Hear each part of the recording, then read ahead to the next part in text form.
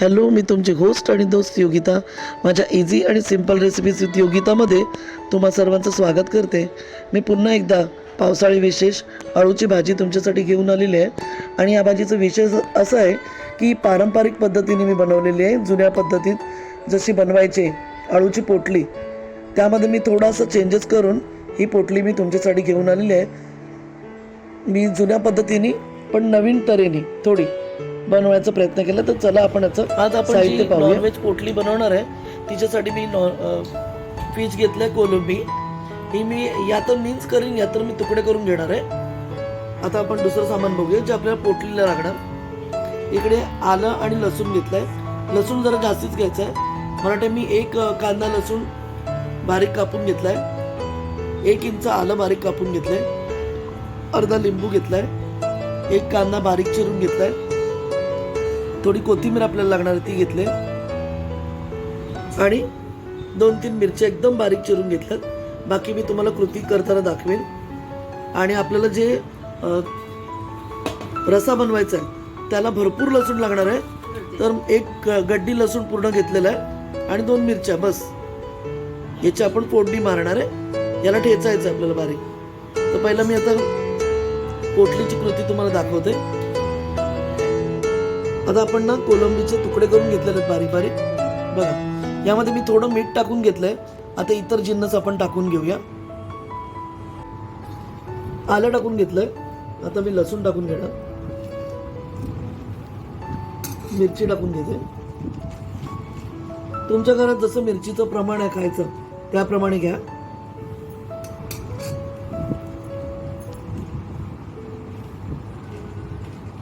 कांदा टाकून घेते. कांदा एकदम बारीक चिरून घ्या, म्हणजे ना तो असं जाड जाड असं लागलं नाही पाहिजे. कोथिंबीर घेते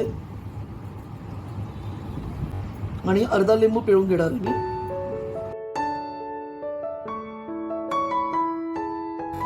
हे बघा, हातावरती असं लिंबू पिळायचं, म्हणजे काय बिया आपल्या हातात राहतात आणि लिंबू पाणी ना खाली गाळून घेतलं जातं. आता मी यामध्ये ना थोडी काळी मिरी पावडर टाकून घेते. तुम्हाला वाटत असेल तर टाका, नाही तर काही प्रॉब्लेम नाही. थोडी धण्याची पावडर अगदी कमीच टाका. लाल मिरची पावडर, थोडीशी हळद टाकून घेऊया. थोडं आमचूर, कारण आपण लिंबू टाकलंय ना म्हणून. आता हे सर्व मिश्रण आपण मिक्स करून घेऊया. आता आपलं मिश्रण तयार झालेलं आहे. आता आपण पोटली तयार करणार. आपण जेव्हा पोटली बनवणार ना, त्या बघा आळूच्या पानाची ही जी हिरवीगार बाजू आहे ना, ही बाहेर ठेवायची आणि ही पुसट बाजू आतमध्ये येणार. या शिरा सगळ्या ठेचून घ्यायच्या, नाहीतर पोटली बनणार नाही. आता हे सर्व मिश्रण एकत्र करून घेतलेलं आहे. आणि हे बघा, याची पानं आहेत. अळूची साफ धुवून घेतली मी आणि थोडी कोकमात भिजत ठेवलेली. 2-4 कोकमाच्या पाण्यामध्ये भिजत ठेवायची. आणि आता बघा, आपण याचं एक पोटली बनवून बघूया. त्याच्यासाठी मी काय केलं, याच्या ज्या शिरा असतात ना या ठेचून घेतलं बघा पूर्ण, नाही तर पान वळणार नाही. असं खोल बनवलं, त्याच्यात आता मी ते भरते.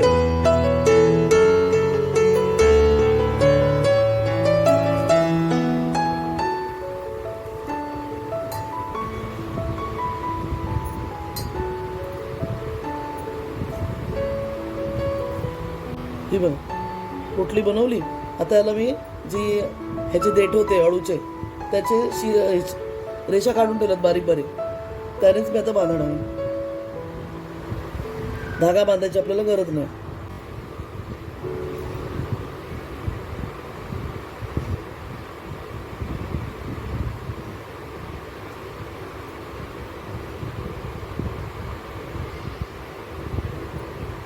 ही एक पोटली बनली.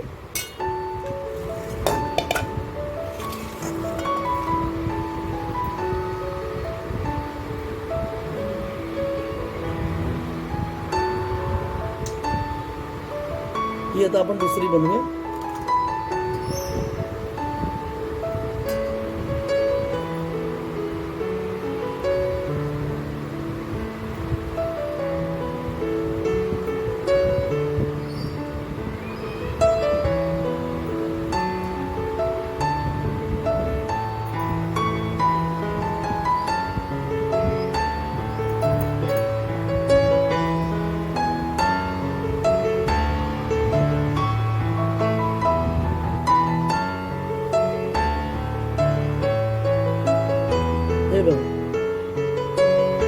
अशाच मी आता सगळ्या पोटली बनवून घेते आणि तुम्हाला दाखवते। हे बघा, याप्रमाणे मी पुडी बांधून म्हणजे पोटल्या बनवून घेतलेल्या आहेत बघा। अशा छोट्या छोट्या पोटल्या तुम्हाला पाहिजे तर अजून छोटी साईज पानांची कापून बनवू शकता। पानाचा जो सुंदर हिरवा भाग आहे तो बाहेर ठेवायचा आहे आणि मी काय केलंय, जे देठ असतात त्याला एक साल असतं निघतं, त्यानेच मी ह्या पोटली बांधून घेतलेल्या आहेत। तर चला आता आपण पुढची प्रोसेस करूया। पोटली कशी बनवायची ते तुम्हाला समजलीच असेल। आता मी लसणाची फोडणी मारणार आहे। लसूण भरपूर घ्या फोडणीला।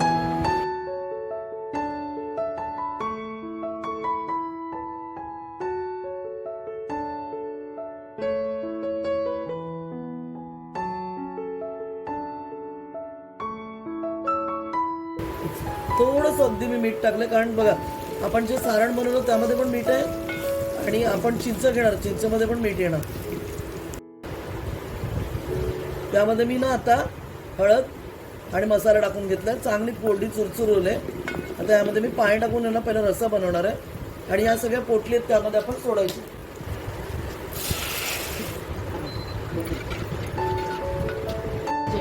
आता मी यामध्ये ना या सारामध्ये चिंच टाकते।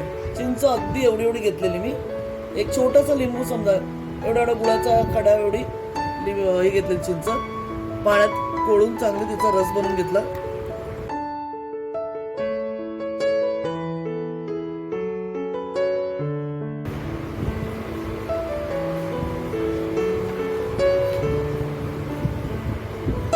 आताच आपण यामध्ये चिंच टाकून घेतली, थोडं बघा पाण्यामध्ये पण चेंज झालेलं आहे। बघा एक उकळी आली की आपण आता यामध्ये पोटली टाकून घेऊया।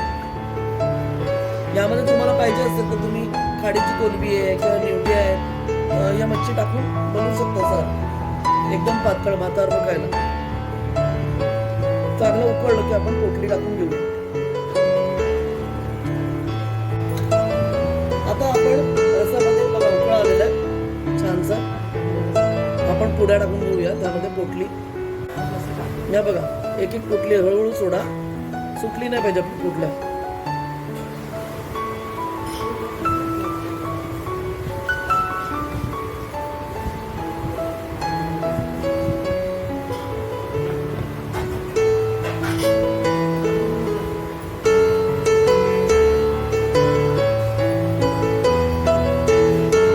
एकदा टाकलं की आपल्याला तर हलवायचं नाही, सुटतील नाही।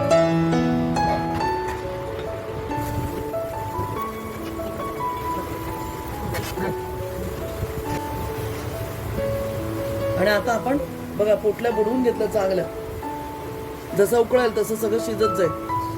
थोडं थोडं पाणी चिंपडा। आता मी झाकून ठेवणार आहे, थोडा गॅस मंद ठेवा। आता आपलं कालवण चांगलं उकळलेलं आहे। आता मी ते डिशमध्ये सर्व करून तुम्हाला दाखवते।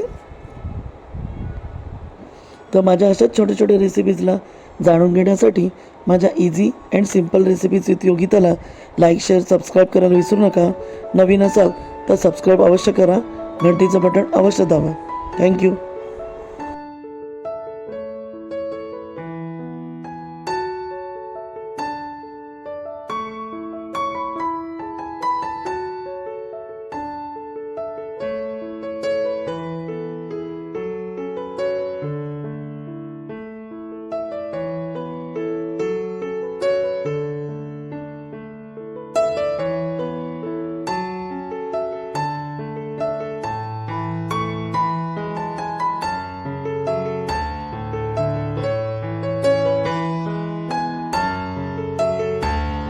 तर यंदाच्या पावसामध्ये गरम गरम वाफळत्या भाताबरोबर अशी एखादी भाजी तुम्ही बनवून बघा आणि मला कळवायला विसरू नका। थँक्यू।